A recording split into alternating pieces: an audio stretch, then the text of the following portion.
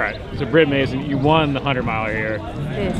All right. So I ran into you at what's the aid station? Was that 4? 4? Yeah. And you didn't think you were winning at that point. Were you behind at that point? And then you? No, I knew I was winning. You knew you were winning. Yeah. It was just like managing the heat and trying not to blow up the last like 35 plus miles. It didn't seem like Jen was that far behind you. I had no idea the whole race, so I didn't know what the gap was. Just kind of running from the front, hoping in. All right, so how do you manage your effort when you don't know what's happening behind you? I was trying to go as like I was trying to moderate my heart rate just to if I get above a certain level I start to cramp. So it kind of went down as the race went. So it was like 165, and then later on it was 150, and then. But if those steep hills, I've never walked by choice so much on climbs just to not cramp. There was definitely some hike-a-bike stuff in the 65 to 80 that it was so soft, and you could either ride it and burn matches, or you could walk the same pace and save a little energy. When you're walking, do you feel like you have the fear, like you think someone's gonna just come right up on you at that point? I was like, there are lots of people walking anyway, but it was just kind of, if you don't do this, you're gonna pay for it the rest of the time. So, and there were even some road sections that I walked because the previous steep climb I started to cramp, so I walked the next one. Have you done this one before? No.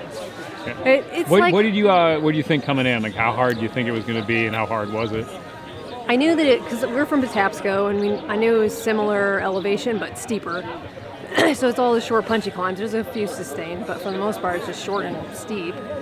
And then the heat. Like there's been a couple of 80-degree days where we are, but I knew we were gonna feel the heat today. How do you manage that? The heat thing, the humidity thing? I was just trying to take in a lot of salt. I was actually doing salt pills, which I don't do a lot. A lot of electrolytes, and drank probably twice what I would normally drink in a standard 100. So just drinking a lot, and I never got a headache, which I typically do, so I felt like I was pretty on par for hydration as far as how we usually try. How long were you out there? Was the winning time?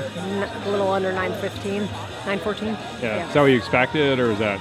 Yeah, I was hoping it's for sub 9:30, but I didn't know where it'd be between 9 and 9:30, because the course is always a little bit different. All right, how many 100 miles have you done?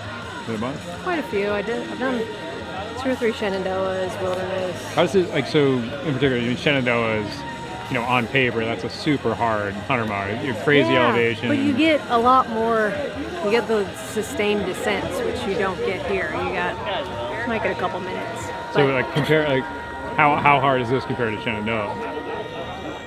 I mean, I feel pretty wrecked, to be quite honest, and that's partially the heat, but you don't get as much recovery. I mean, Shenandoah and wilderness too, they're rockier descents. There's not a lot of rocks here, but it was because it was so soft, like you're feeling that for sure, especially on the climbs. Like climbs were soul-sucking sometimes. Yeah. You come back to this one? Maybe in a few years. I need to give a break. This was hard. I was not expecting to feel like I did, but I mean, it was a good day on the bike. All right. Great job today. Thanks. Appreciate it.